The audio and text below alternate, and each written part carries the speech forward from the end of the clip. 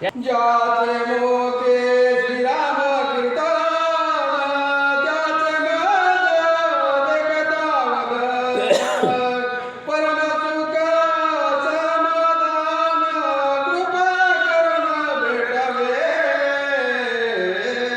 कोण माझ्या स्वामीचं भजन गातोय, कोण मला रामकथा ऐकवतोय.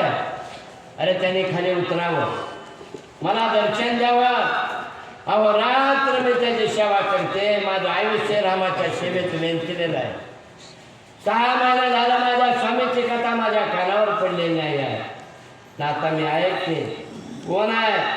झाड बोलतंय का झाडाच्या आडून कोण झाडावर बसून कोण बोलतंय? त्याने खाली उतरावं, मी त्याचं चरण छालन करेन. जगन्माता सीता बोलू लागली. सीतास प्रेमाने जाचिते परमोत्कंठ अतिभावाते तेने पुनमुद्राने देते कृपावंत भेटावे. अरे आता उशीर करू नका, मला आतुरता लागलेली आहे. तुमच्या भेटीची आतुरता आहे. जेणेकरून ज्याने राम नामांकित मुद्रा जो कोण वीर असा घेऊन आलेला असाल त्याने मला लवकरात लवकर दर्शन द्यावं. मी आतुर झालेले आहे, त्याचं मुख बघावं. कोण आहे? अरे लवकर या, मला माहिती द्या. उत्कंठा लागली, आनंद हृदयात त्या ठिकाणी प्रेम वाढू लागलं. माझ्या स्वामीची असणारी राम नामांकित मुद्रा ज्या बहादराने ज्या वीराने आणली त्याची मी सेवा कराय तत्पर आहे. जगन्माता जानकी मला त्या ठिकाणी उपचार करणार.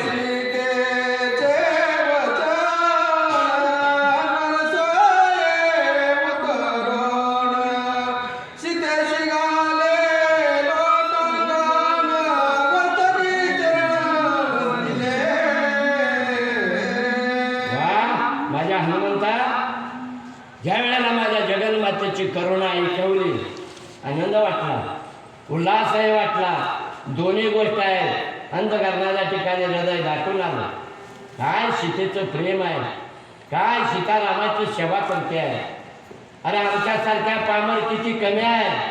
म्हणून हनुमंताला वाटलं आता वेळ लावायला. सीता काय झालेलं आहे, एकदा तर मूर्छित पडली, पुन्हा सावध झाली. आणि आता जर मी उशीर केला, नाही भेट दिली तर सीता एखाद्या वेळेस प्राण त्याग सुद्धा करू शकत. माझं कार्य सारं नाश पावल. हनुमंतरायाने झाडावरनं बाग शिरला असणाऱ्या सीतेच्या समोर उडी टाकले आणि पहिला आधी चरण कुठे ते पाहिले. बघा, जानकीचं चरण पाहिलं. चरणावर माझा स्वामी हनुमंतराया लोटांगण घालतोय. काय अवस्था असेल. अशोकवनातलं चित्र डोळ्यासमोर आला. हनुमंताने चरणावर डोकं ठेवलेलं आहे. जानकीची काय अवस्था आहे, हनुमंताची काय अवस्था होती, ग्रंथ करते वर्णन.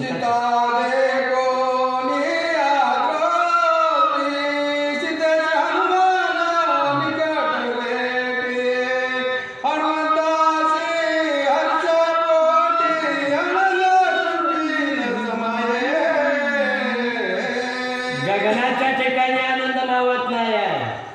असला आनंद आला पाहिजे. भक्तीतला रस अंतकरणाच्या ठिकाणी पोहोचला पाहिजे, अशी भक्ती पाहिजे. सीतेच्या अंतकरणातला आनंद हनुमंताच्या रोमारोमामध्ये रामरूप बनलेला हनुमान लोटांगण घातलं. त्यावेळेला दोघंही दोन पण विसरले. हनुमंतही विसरला, मी कुठनं आलोय, मी कोण आहे, कशासाठी आलोय, कुणाच्या चरणावर मी नतमस्तक झालो. हनुमंत विसरला. असा भाव त्या ठिकाणी निर्माण व्हावा. सीताही समजना कोण माझ्या पायावर डोकं ठेवलेलं आहे, अशी अवस्था दोघांची दुर्कट झाली. नाथ महाराज काय सांगतात.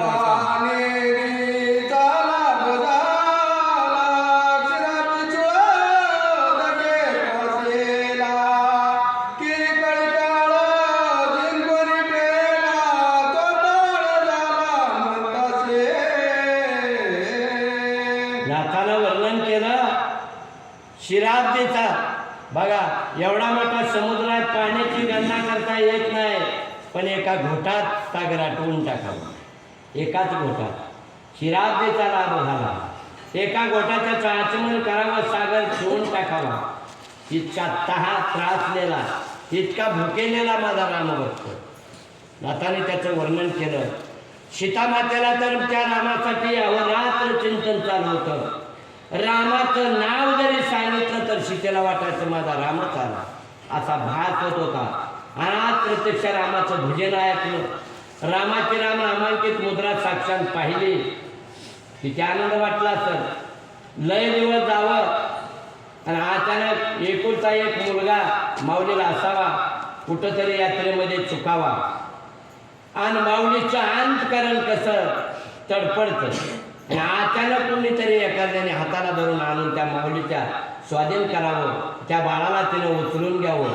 तिथे असणाऱ्या माऊलीला आनंद वाटतो. माझं एकुलतं एक बाळ मला सापडलं, असा आनंद माझ्या जानकीला झाला, माझ्या हनुमंताला झाला, असं नाथ मला वर्णन करतो. तेरे हर्षेचे निमेळे गडबडा पावली मोळे. वा वा, आनंदात स्रवती डोळे सुख कल्लोळे नाचता. अश्रूचा प्रकार नाथानं 3 वर्णन केलेलं आहे. एक दुःखाश्रू असतो, एक आनंदाश्रू असतो आणि एक सुखाचा अश्रू असतो. आनंदाश्रू डोळ्यातून चिकट पाणी येतं, दुःखाश्रू डोळ्यातून गरम पाणी येतं, आणि प्रेम अश्रू डोळ्यातल्या पाण्याची तार तुटत नाही आहे. 3 प्रकारचं अश्रू नाथानं वर्णन केलं. माझ्या हनुमंताच्या डोळ्यातून आनंद अश्रू वाहू लागले, गार पाणी, टप टप टप. का प्रेम आहे. किती दिवस मला त्रास झालेला आहे. घरोना घर शोधलं, गल्लोना गल्ल्या शोधल्या, कडे कपार, डोंगर, नद्या, नालं, किती मला आजपर्यंत त्रास झालेला आहे. अन्न नाही आहे, पाणी नाही आहे, आणि रात्रंदिवस बिचाराला झोप नाही. आणि आज अचानक जानकी भेटली आणि चरणावर लोटांगण घातलं, का अश्रू येणार नाही.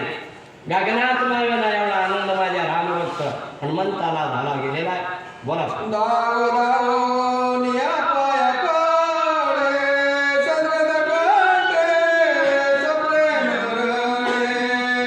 पूजनाचो निया पुढे अशे वंदना. माता, आई, किती दिवस झालं, किती दिवस झालं तुझा मी शोध घेत होतो. किती मला त्रास झाला. हनुमंताला किती किती आनंद, किती आनंद गगनात मावला. बघा, ही गगन बारकाय का एवढा आनंद झाला. उड्या मारू लागला. पुन्हा तिथं टुमशिरने उडी मारावी, पुन्हा जानकीच्या मुखाकडे पाहावं, पुन्हा चरणापाशी जावं, शेपटाचा गोंडा वर करावा, पुन्हा गडगडा झुंजवर लावावा. आनंद आला. हा आनंद माझ्या हनुमंताला ज्या वेळेला झाला, त्यावेळेला जानकीला काय वाटलं असेल. हा कोण आहे. एक